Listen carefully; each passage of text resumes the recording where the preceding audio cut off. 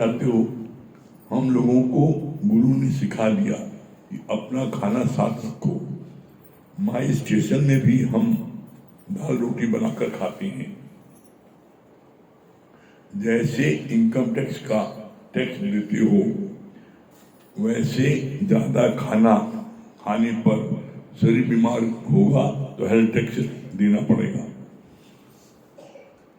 तुम थोड़ी खुशी के लिए अपनी जिंदगी को दांव पर लगा देते हो। अपनी उंगली आप नहीं उठा सकती, इसी तरह थोड़ा सा रस जुबान का होता है, फिर गले के नीचे नर्क हो जाता है। यहां तक हुआ था। इसके आगे आज भगवान क्या बोल रहे हैं? तुम भी पांडवों से कम नहीं हो, अपनी शांति को दांव पर लगा देते हो। ये शरीर तुम्हारा क्षणिक है, लेकिन है बड़ा नाजुक। जब कभी तुम्हारा मन विषयों में जाए तो वैराग्य दिलाओ। जैसे सेठ ने शराब की बोतल मांगी थी, नौकर शराब कबाब वैसा कफन साथ ले आया, उसने बोतल को फेंक दी। तुम्हारी पोती जब डांस करेगी तो खुश होगी, अंदर से जगत का नाश नहीं करती। यहां पर कितनी अच्छी बात बोली है। तुम भी पांडवों से कम नहीं हो, अपनी शांति को दांव पर लगा देते हो। अपनी शांति कौन? पांडवों से किसने कहा? तो द्रौपदी भी लगा दो। जुआ खेलो, जितना पैसा उतना खेलो, अपनी पत्नी को लगा दोगे। तो बोला जैसे पांडवों ने अपनी शांति को स्वयं भंग किया अपनी पत्नी को दांव लगा के, उसी तरीके से तुम अपना समय गृहस्थ में देकर के अपनी शांति भंग करते हो। आज तक इस पूरे संसार में किसी को गृहस्थ से परमानेंट हैप्पीनेस या शांति मिली है? कोई का लड़का बिगड़ा है, तो कोई बीबी बिगड़ा है, कोई का पति बिगड़ा है, कोई का भाई बिगड़ा है, कोई दामाद बिगड़ा है, कोई न कोई बिगड़ा है। एक न एक शनिचर घर में जरूर है जो बवाल बचाए। कोई घर परिवार में शांति से रह पाया है? एक व्यक्ति बता दो। हम लोग तो सब जानते हैं हाल ना। कोई का भाई बवाल मचाया है, कोई देवर मचाया है, कोई का बेटा मचाया है, कोई बेटे ने पोता मचाया है। कोई न कोई परिवार में ऐसा एक रावण आ जाता है जो पूरे परिवार को अशांत कर देता है। तो इसलिए बोला भगवान ने, परिवार में शांति है नहीं, तुम परिवार जान क्यों देते हो? तुम तो अपनी दांव में लगाए हो, क्यों नहीं भगवान के कार में लगाते हो? और भगवान के कार में लगाओगे तो तुम्हें परम शांति मिलेगी। वही बात फिर आ जाती है। जल में तुम मथानी चला रहा और मक्खन निकलने की आस है। सारी जिंदगी तुम जल में मथानी चलाओ, क्या मक्खन निकल सकता है? नहीं। लेकिन मक्खन निकलने की आस है, चला रहे मथानी चलाओ। मथानी जब तुम दही में चलाओगे तब मक्खन निकलेगा। इसी तरीके से जब तुम गुरु के वचनों को सुनोगे, सत्संग आओगे, तब तुम्हें आनंद मिलेगा। तुम घर बैठे रहो, माया और डुबकी मारते रहो, हमें आनंद नहीं मिला है। वहां आनंद है ही नहीं, मिले कैसे? घर में क्या है? बवाल, मारपीट, धमक धुइया, गाली गलौज, यही है। वहां भी मिलेगा। तुमसे किसने कहा है कि तुम वहां जान दो? तुम्हारी ही इच्छा तुमसे वो कार्य कराती है। क्यों? क्योंकि तुम सोचते हो उसमें सुख है। वो सुख तुम्हें क्षणिक है। तुम गुरु के ज्ञान में आओगे, सत्संग में आओगे, तो तुम्हें यहां पर परमानेंट हैप्पीनेस मिलेगी। गुरु जी ने कभी ये बात नहीं की अपने बच्चों को प्यार नहीं करो, उनकी जरूरत की डिमांड पूरी नहीं करो, सबका सब करो। तुम्हारे कर्म प्राणी है भाई, आप नहीं करोगे कौन करेगा? आप माँ बाप हो तो आपकी जिम्मेदारी है उनको, बच्चों को खाना पीना खिलाना, अच्छे से रखना, उनकी सारी जरूरत को पूरा करना आपकी जिम्मेदारी है। कर्म प्राणी है, ये सब करो, लेकिन उनके जो तुम नंबर तलवार चाटते वो गलत है, नंबर एक दूसरे को मुंह नहीं हारते वो गलत है, नंबर एक दूसरे को जो है उसके उसमें मोह में मर जा रहे हो, सत्संग छोड़ दे, गुरु छोड़ दे रहे हो, ये गलत है। ज्ञान लेने के बाद आपसे ये सब सहज में छूट जाता है, इसलिए कहा जाता है नित्य का ज्ञान लो। फिर कितनी अच्छी बात बोली, ये शरीर तुम्हारा क्षणिक है लेकिन है बड़ा नाजुक। जब कभी तुम्हारा मन विश्व में जाए तो वैराग्य दिलाओ। जब कभी मन तुम्हारा विषयों की तरफ भागे, इसमें बड़ा मजा है, तो अपने मन को समझाओ गुरु के ज्ञान से। क्या समझाओ? कि जो तुम सुख लेने के लिए भाग रहे हो, क्या ये सुख तुम्हारे को हमेशा मिलेगा? जो सुख भी तुम लेने जा रहे हो सिर्फ 2 घड़ी का है। 2 घड़ी के सुख के खातिर तुम कितना बवाल अपनी जीवन लेते हो। लड़का जो है हो गया इनवैलिड है, उसको जो है पैर में फालिश है, हाथ में फालिश है, गर्दन में है, कोई बीमारी है, अब सारी जिंदगी तुम उसको ढो रहे हो। अच्छा ठीक ठाक है तो पढ़ता नहीं ना, आवारागर्दी कर रहा है, फेल हो गया,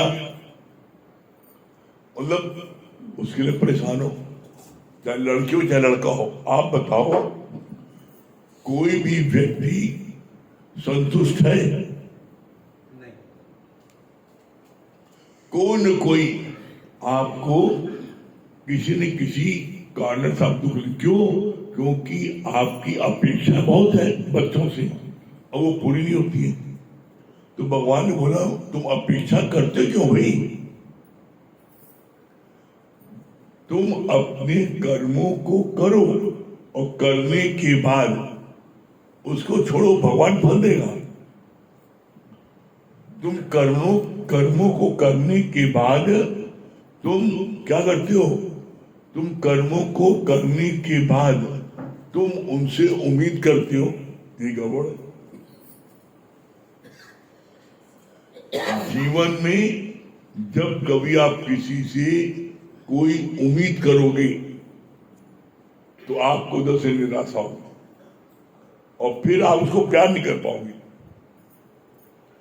इसीलिए गुरु ने बोला है जीवन में कभी किसी से कुछ नहीं चाहना। जब नहीं चाहोगे तो दुनिया की कोई ताकत, यहां तक भगवान को ताकत नहीं तुम्हें दुखी कर सके।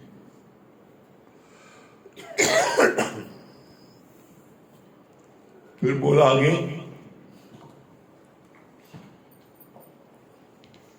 ये शरीर बड़ा क्षण भंगुर है, तो शरीर ही माध्यम है भगवान को प्राप्त करने के लिए, प्रकट करने के लिए।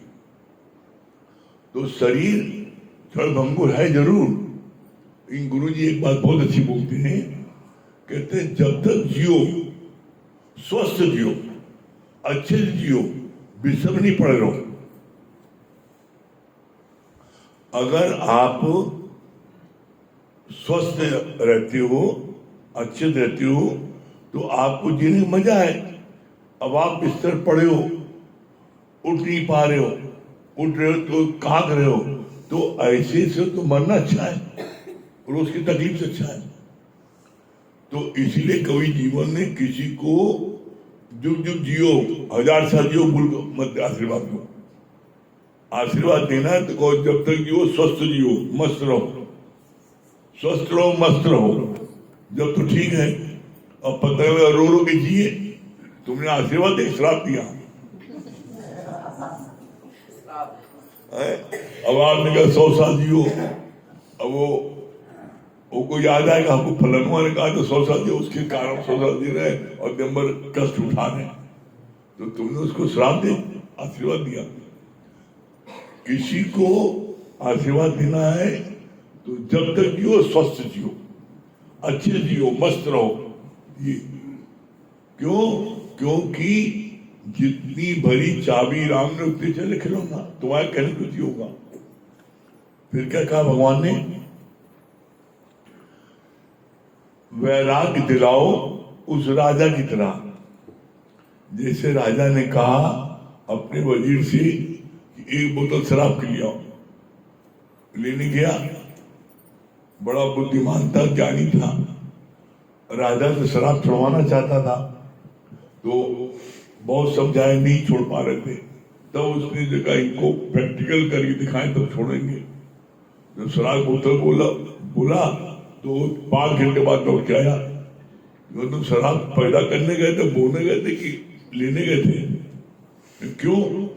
कहा मालिक, हमने, मेरे मन में विचार आया कि आप शराब पियोगे तो शराब पीने के बाद आपको मुर्गा खाने की इच्छा होगी, तो मुर्गा भी लेता है, और जब मुर्गा खाओगे तो आपको जब वासना जगेगी, तो वासना के लिए आप हम वैसा लेते हैं, और फिर वैसा संग करोगे तो तुम बीमार ही पड़ोगे। चाहे उसके लिए हम डॉक्टर लेते हैं, लेकिन हम जानते हैं चाहे जितना इलाज करो ठीक नहीं होगे, ऐसी बीमारी को मर जाओगे। तो हम साथ में जो है कफन का सामान भी ले लिया और 4 ठो अर्थी उठाने वालों बुला लिया, ये सब है, अब आप पी लो। पागलों का जब इतना ही रिजल्ट हमें पीना, फेंक दिया बोतल। तो इसी तरीके से जब भी आपके अंदर विषय विकार की भावना उठे तो आप अपने मन में ट्यूनिंग दो। विषय विकार में गिरते हो, एक बूंद भी ड्रॉप, एक ड्रॉप 40 बूंद खून से बनता है,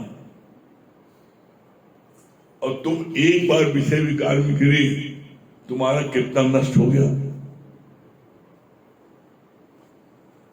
तो तुम 1-2 घड़ी के सुख के लिए तुमने अपने क्या है, तुमने अपनी 4 बोतल खून जला दिया। तो क्या होगा?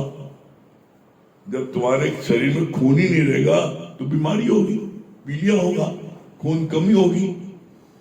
तो जब तुम अपने मन को ट्यूनिंग दोगे तो उधर से सहज में तुमको वैराग हो जाएगा। अरे बाप रे, ये तो ही हाल में है ना कि तुमने दिन भर मजदूरी की, बोरा उठाया, मेहनत किया, और तुम्हें रात को तुम्हें 500 रुपये कमाई हुई, और तुमने 500 की नोट लिया, उसको फाड़ के फेंक दिया, जुआ खेल गए, सब नष्ट हो गया। तो इसी तरीके से तुमने दिन भर में खाया पिया, मलाई रबड़ी खूब खाई, दूध पिया, सब किया, और बाद में पिछले काम करे, सब तुम्हारा जो है नष्ट हुआ। तो तुम्हें जब तुम मन को ट्यूनिंग दोगे, इसीलिए बोला गया है मन की 3 स्टेज है। पहला है मन अंधला है, नीच है, पापी है, छिनाता है, छिन जाता है। दूसरा है मन से मन मानिया, मन से मन को मनाओ, और जब मन से मन को मनाना आ जाएगा तब लास्ट स्टेज आती है मन तू ज्योत स्वरूप है, अपना मूल पहचान, और हर चीज तेरे नाल है, गुरुमति मन मान। जब गुरु की मति ये मन मानेगा तो तुम्हें पता लगेगा जितनी चीज बाहर है वो सब अंदर है। तो तुम कहां भटक रहे हो, कहां जा रहे हो? ये बात सिर्फ एक सदगुरु बताता था कि दुनिया को कोई बताता। फिर क्या बोला आगे? दादा ने बोला हर रूप में मैं ही सुख ले रहा हूं, रामकृष्ण से किसी ने कहा, देवी माता से बोलो उसको ठीक करो, तो अंदर से ही आवाज आई, इतने रूपों में खा रहा हूं। दादा भगवान खा नहीं पा रहे थे, बहुत तकलीफ थी, तो अंदर से आवाज आई कि इतने रूप में हम ही तो खा रहे हैं। इसीलिए बोला था गुरु के अनेक रूप, जो भी खा रहे हैं, कोई भी खा रहा है, मैं भी उधर हूं। तो जब ऐसा सोचोगे तो तुमको दुख नहीं होगा, और जब तुम सोचोगे हाँ रे हमें शुगर है, हम तो रसगुल्ला नहीं खा पाए, रसमलाई नहीं खा पाए, अगला खाएगा, एक खाई, अरे भगवान 3 नहीं खाएगा, अब तुम जल रहे हो, तुम्हारा खून जल रहा है। और जो लोगों को डायबिटीज होती है और जब उनके सामने कोई रसमलाई चमचम खाता है तो उनको बड़ा दुख होता है, मार बिचारे कहते हैं हाय भगवान कौन से जन्म बदला ले रहे हो। और वो लोग और वो खाते हैं, वो चटकारा मार रहा, उसका और दुख होता है।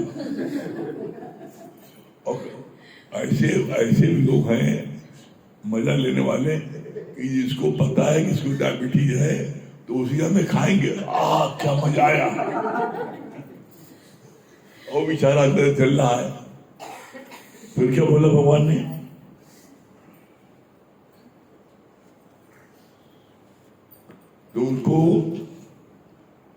तुमको इस भाव से ही आनंद आ जाएगा।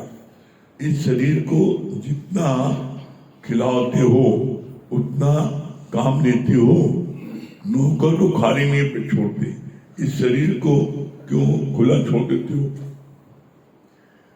नौकर को खाना पीना देते हो तो उसे पूरा काम ही लेते हो, बैठने नहीं पाए। भगवान ने कहा तुम अपने शरीर को खिलाते हो, इससे काम लेते हो, इसको खुशलाते हो, और कहा इसको जितना सुलाओगे उतना आलसी होता जाएगा। आप देख लो, जो लोग देर में सो उठते हैं तो वो लोग जो पूछा कितना जगाओ, ओ करे उठे नहीं, और जो लोग देर में सो उठते हैं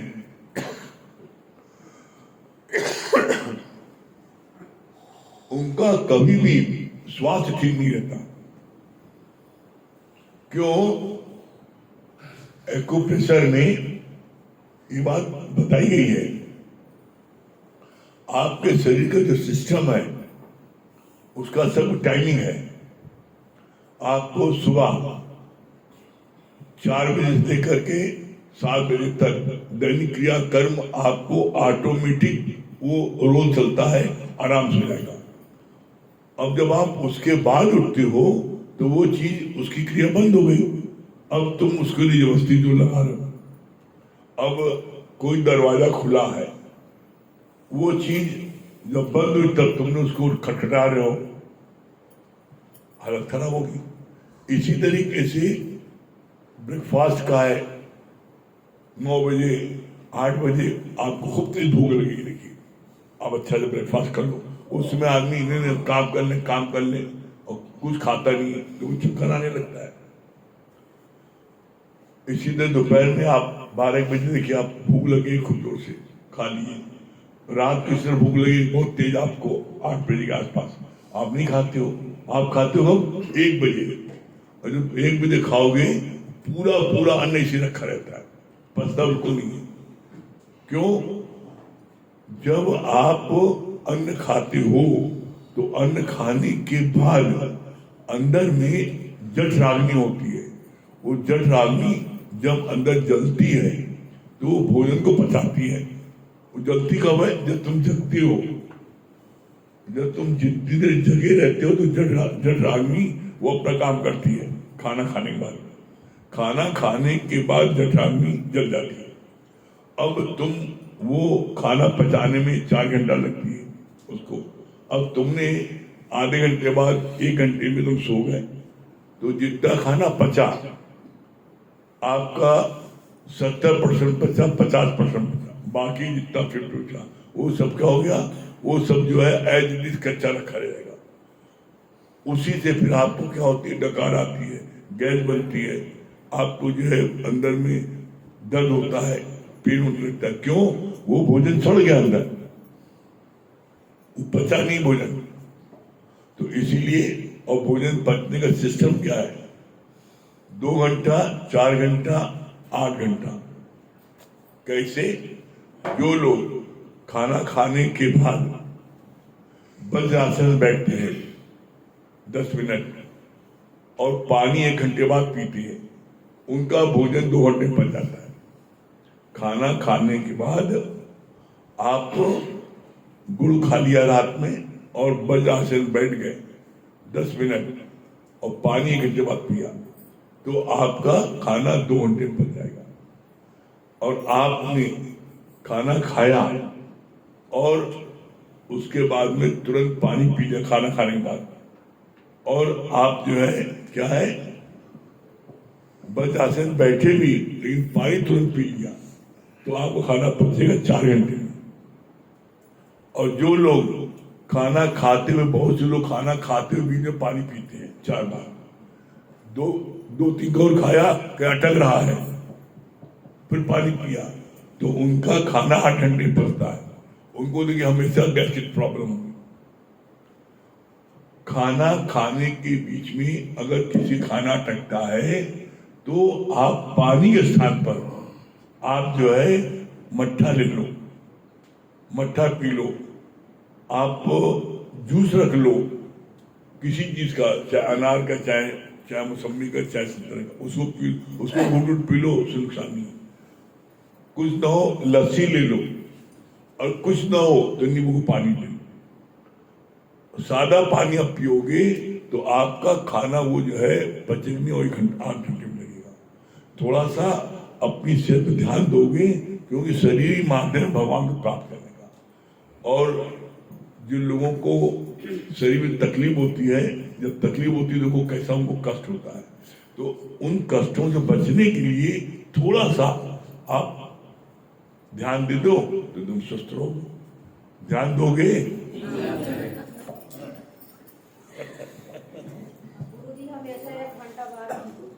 वेरी गुड। मुखिया मुखिया सदा सुखिया।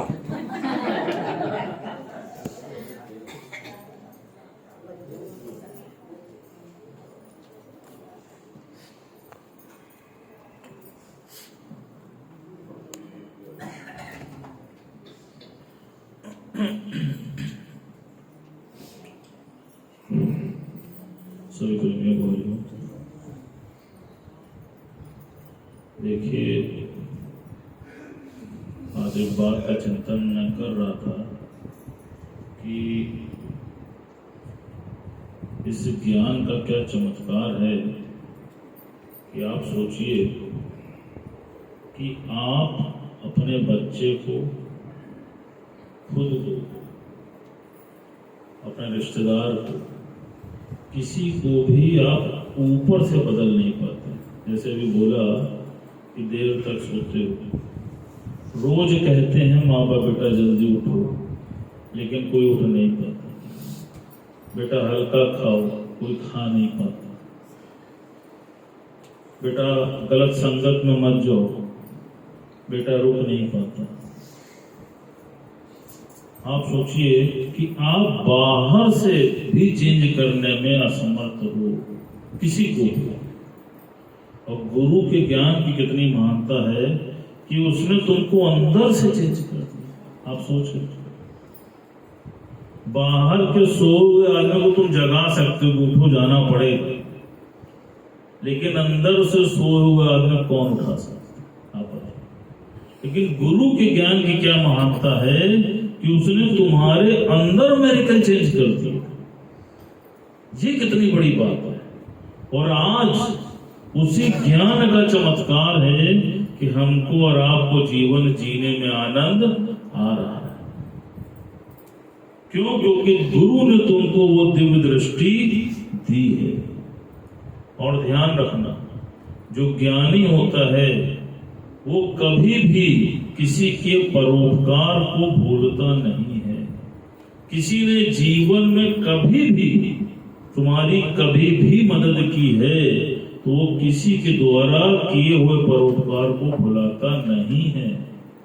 बहुत सुंदर गुरुजी बता रहे थे, कहा एक बार एक अंधी लड़की को एक अंधे लड़के से प्यार हो गया और वो लड़की उस लड़के से अतिशय प्रेम करने लगी। कुछ समय के बाद लड़का भी प्रेम करने लगा। अब लड़की के मन में भाव आया कि क्यों ना विवाह कर लो। उसका अट्रैक्शन ज्यादा था उस लड़के के प्रति, तो उसने उस लड़के से कहा कि आप मुझसे विवाह कर लीजिए। तो लड़के ने मना कर दिया, बोला नहीं। कहा देखो मैं अंधा हूं और मैं किसी पर बोझ नहीं बनना चाहता, अर्थात मैं विवाह नहीं कर पाऊंगा। कई बार उस लड़के ने उस लड़के को समझाया, लेकिन बारंबार उसने यही बात उससे कहलाया। अच्छा ठीक। कुछ समय के बाद उस लड़की ने लड़के से बोला कि ऐसा है कि मेरे पास आज हॉस्पिटल से फोन आया था और एक व्यक्ति अपनी आइज डोनेट करने के लिए तैयार है। आप उस अस्पताल में जाओ और उन आंखों को लगवाओ। वो व्यक्ति गया और सचमुच उसका ऑपरेशन सफल हुआ। अब वो देखने लायक हुआ। जब उसकी आंख आई तो उससे उसकी इच्छा पूछी, तो उसने बोला कि सबसे पहले मैं उसको देखना चाहता हूं जिसने मुझको आई डोनेट की है। तो जब आंख खोला तो सामने एक अंधी लड़की थी। कहा इसने तुमको आंख डोनेट की है। अब वो जो अंधी लड़की थी, वो अंधी लड़की कौन थी? जो उससे प्रेम करती थी, वो वही लड़की थी। वो उससे इतना प्रेम करती थी कि उसने अपनी आंख उसको डोनेट कर दी। अब जब इसको आंख मिल गई और सारी बात पता चल गई तो उस लड़की ने उससे बोला, कहा अब तुम मुझसे विवाह कर सकते हो? कहा नहीं। वो लड़की मुस्कुराई, कहा देखो मैंने तुमसे पहले भी बोला था कि मैं किसी पे भार नहीं बनना चाहता। इसी प्रकार तुम मेरे ऊपर भार बनोगी ये भी मैं नहीं चाहता। बावजूद इसके वो जान गया कि ये आंख भी इसी ने दी है, लेकिन उसके बाद भी वो विवाह को तैयार नहीं हुआ। वो लड़की मुस्कुराई और उसने बोला, उसने कहा कोई बात नहीं, मुझसे विवाह नहीं करते तो मत करना, लेकिन एक बात का ध्यान रखना। कहा क्या? कहा कभी इन आंखों को मत भूलो। क्यों? क्योंकि इन आंखों ने तुमको प्राप्त करना चाहा है, तुम इनको मत भूलो। गुरु जी ने इसका बहुत सुंदर सिद्धांत बताया। कहा देखो तुम भी सत्संग में आते हो तो अंधे बन के ही तो आते हो, जगह जगह से हार के ही तो आते हो। फिर गुरु तुमको यहाँ पर अपनी दिव्य दृष्टि देता है और जब तुम गुरु की निगाह से देखते हो, गुरु की दिव्य दृष्टि को पा जाते हो, उसके बाद जीवन में आनंद आ जाता है। और जब आनंद आ जाता है तो फिर क्या आता है? फिर आगे मन आ जाता है। फिर क्या होता है? जैसे वो लड़का उस लड़की के उपकार को भूल गया, उसी तरह स्थिति तुम्हारी भी हो जाती है। तुम गुरु की दिव्य दृष्टि को छोड़ के इस माया भरी सृष्टि की ओर भाग जाओ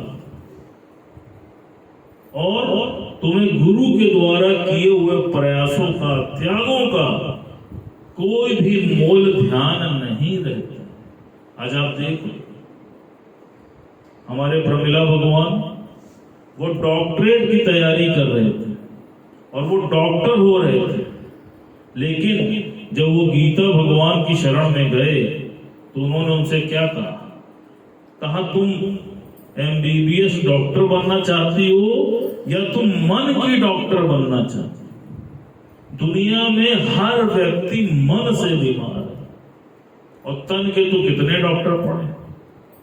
गुरु जी को बात समझ आई और उन्होंने क्या किया, उन्होंने उस पढ़ाई को छोड़ के इस पढ़ाई में आगे बढ़ गए। आज आप देखिए पूरी दुनिया में लोग कहां से बीमार हैं, मन से ही तो बीमार है तो सब कुछ, लेकिन कुछ नहीं है तो क्या नहीं है, सद्बुद्धि नहीं है, दिव्य दृष्टि नहीं है।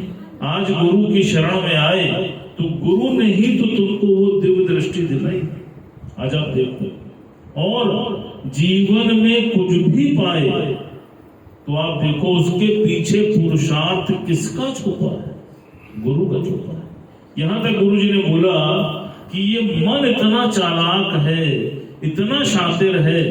आज आप देखो कि जब आप बहुत सुंदर भजन गाने लगते हो और प्रशंसा पाने लगते हो तो कुछ दिन तक तो कहते हो सब गुरु की कृपा है, लेकिन कुछ दिन के बाद ये मन में अहंकार आता है और क्या कहते हो, हाँ बहुत अभ्यास करते तभी तो करते हैं,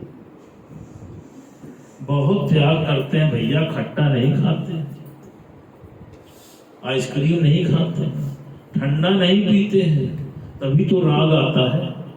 कहीं ना कहीं मन में छुपी हुई अपनी प्रशंसा दबी होती। शुरू में जब गुरु कहता है जाओ जाके वाणी बोल के आओ, नहीं गुरु जी हम कैसे बोल पाए, अरे गुरु जी नहीं।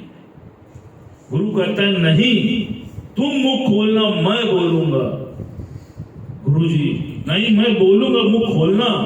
अच्छा गुरु जी, कुछ दिन बोला, धीरे धीरे कॉन्फिडेंस आया, फिर कुछ भक्तों ने चढ़ाया, अरे वाह आपके ऊपर तो गुरु की साक्षात कृपा हो गई, आपकी वाणी में तो सीधे ब्रह्म प्रकट हो जाता है, सच बताओ। हाँ।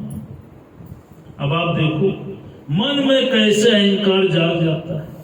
बहुत मेहनत करते हैं भैया, 5 बजे उठते हैं, सब भूल गए गुरु ने तुम्हारे साथ कितनी मेहनत की, कितने प्रश्नों को हल किया, आधी रात में भी फोन किया तो गुरु ने तुम्हारे समस्या को हल किया।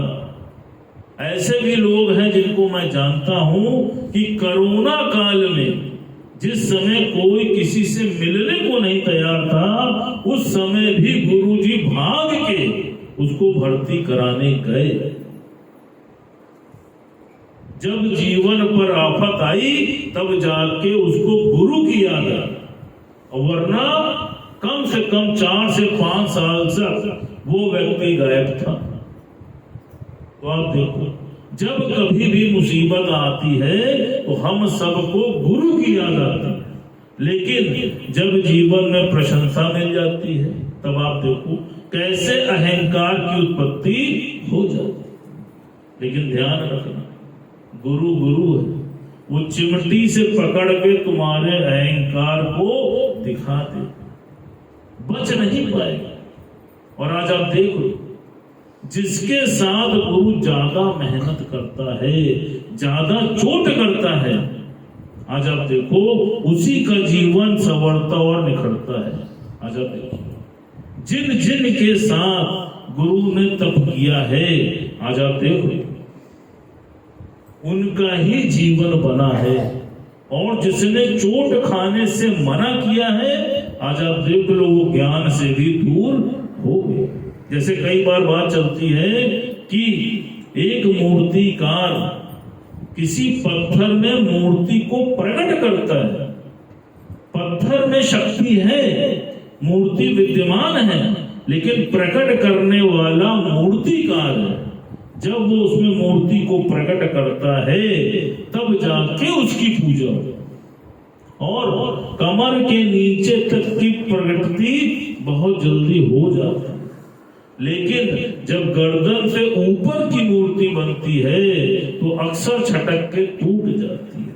क्यों? क्योंकि यहां से ऊपर की जो कारीगरी है वो बहुत नाजुक है, और जो उस चोट को सह लेता है तो फिर क्या होता है, एक दिन वही मूर्तिकार उस मूर्ति को प्रणाम कर लेते हैं। तो अब क्या सोचते हो, चोट सहोगे या भागोगे? सहेंगे, गर्दन के ऊपर वाली ना।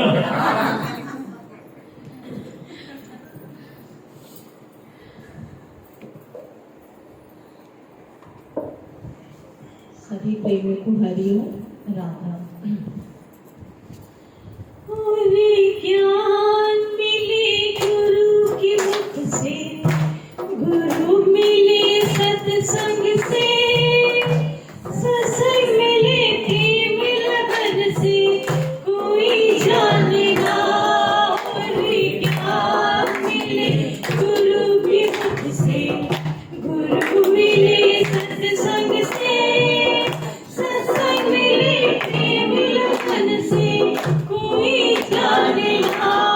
और ज्ञान मिले गुरु के मुख से, मन से बुद्धि परे है, बुद्धि से आत्मा, बुद्धि से आत्मा, तेरी हर श्वास में है रमता परमात्मा, रमता परमात्मा। ओ मनवारे, तेरी हर श्वास में है रमता परमात्मा, ऐसी मन बुद्धि से तू ब्रह्म जानता। और ज्ञान मिले गुरु के मुख से, गुरु मिले सत्संग से, सत्संग मिले प्रेम लगन से, कोई जानेगा। और ज्ञान मिले गुरु के मुख से, सागर के तट पे खड़ा है, पानी तू पाएगा, पानी तू पाएगा। मुक्ति की राह खड़ा है, मंजिल तू पाएगा, मंजिल तू पाएगा। ओ मनवारे, मुक्ति की राह खड़ा है, मंजिल तू पाएगा। ऐसे अचरज जीवन को तू क्यों जानेगा। और ज्ञान मिले गुरु के मुख से, गुरु मिले सत्संग से, सत्संग मिले प्रेम लगन से, कोई जानेगा। और ज्ञान मिले गुरु के मुख से, तेरी हर धड़कन कहती श्वासों की कीमत कर, श्वासों की कीमत कर। जीवन पूंजी को आए माया की कीमत, माया की कीमत। ओ मनवारे, जीवन पूंजी को आए माया की कीमत, बिना गुरु इसकी कीमत कोई जानेगा। और ज्ञान मिले गुरु के मुख से, गुरु मिले सत्संग से, सत्संग मिले प्रेम लगन से, कोई जानेगा। और ज्ञान मिले गुरु के मुख से, अनजाने लोगों से क्यों तेरी ये प्रीत है, तेरी ये प्रीत है। तेरे ही दिल में बैठा तेरा वो गीत है, तेरा वो गीत है। ओ मनवारे, तेरे ही दिल में बैठा तेरा वो गीत है। मिथ्या और सच को बदले तू क्यों जानेगा। और ज्ञान मिले गुरु के मुख से,